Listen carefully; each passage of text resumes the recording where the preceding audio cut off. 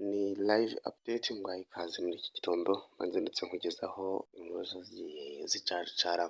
Reka mpere mu myidagaduro aho abahanzi Vestine na Dorcas bateguje indirimbo yabo bise Ihema, akaba ari indirimbo igiye gusohoka bari mu byishimo bikomeye cyane. Gute rero iyi ndirimbo bita Ihema ikaba igiye kujya hanze isanga ibirori bitandukanye baheruka gushyira hanze twise Nema, Ibuye, Umutaka, Isaha, Nzakomora, Arakiza ndetse n'izindi nyinshi.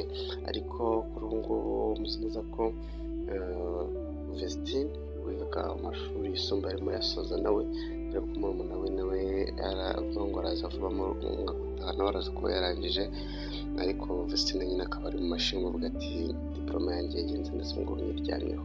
Si byo gusa kuko bavuga ko iyi ndirimbo mbere yo gusohoka bitewe n'uko Vestine agomba kuzajya gusura murumuna we ku ishuri undi agasangira ibyishimo n'abandi bagenzi be aho biganira. Si byo gusa hari izindi nkuru zose ziramuka ikindi ni uko abantu bakurikirana hafi abakobwa bavuga bati ese ko baduhaye igitaramo mu 2022 kuri ubu ngubu 2024 nta kindi gitaramo rurangiza baba bagiye kuduhereza.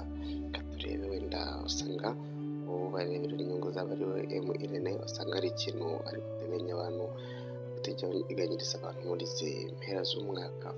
Tugaruke ni ku gihe hari izindi nkuru ziriho zivugwaho cyane cyane inkuru yavugishije abantu benshi n'uburyo umutoza w'ikipe y'igihugu Amavubi yatangaje ko atigeze yishimira uburyo ngo bamwegereye bamusaba kongera amasezerano. Ni inkuru yanditswe ejo agana amasaha neza mu gitondo, ivuga ko ivuga ati umutoza w'Amavubi ntiyanyuzwe n'uburyo yegerewe asabwa kongera amasezerano. Umutoza w'ikipe y'igihugu Amavubi Frank Spitra yagaragaje ko atanejejwe n'uko yegerewe n'abakoresha be mu kugirana ibiganiro byo kongera amasezerano. Uyu mutoza uri ku musozi w'amasezerano y'umwaka umwe, kuri ubu ibiganiro byo kongera bikaba bikomeje kuko ikipe y'igihugu yari ikubutse muri Nigeria mu rugendo rwo gusoza imikino yo gushaka itike y'igikombe cy'Afurika.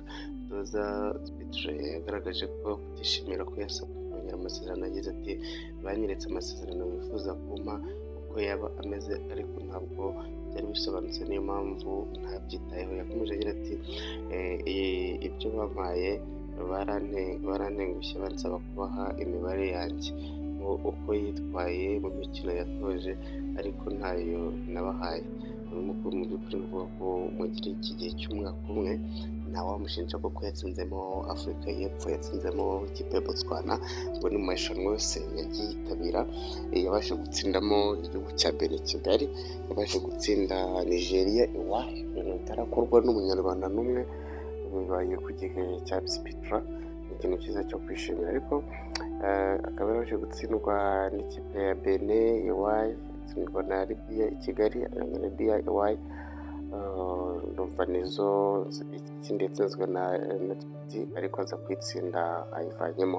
Icyo ni kimwe mu bintu umutoza yabasha gukora muri iki gihe cy'umwaka. Ngo bavuga ko nubwo tutabasha kujya mu gikombe cya Afurika ariko aracyayoboye gushaka itike yo kujya mu gikombe cy'isi. Icyo ni ikintu cyiza cyo kwishimira. Reka turebe wenda azagera yemera ko mpamya ko kuri statistique ari ikintu cyiza yagize. Indi nkuru wasoma iravuga ati umuryango wa Kayiranga Olga wasabye ibisobanuro ku ifungurwa ry'abakekwaho uruhare mu rupfu rwe. Ni inkuru nawe wasoma ku gitangazamakuru Igihe. Si yo yonyine ko hariho bavuga ngo Dr Kizza Besigye afungiwe umugambi wo guhungabanya umutekano w'igihugu. Dr Kizza Besigye muramuzi neza ko twageze mu Bugande, n'imwe n'inkuru nayo izindutse ivugwa cyane.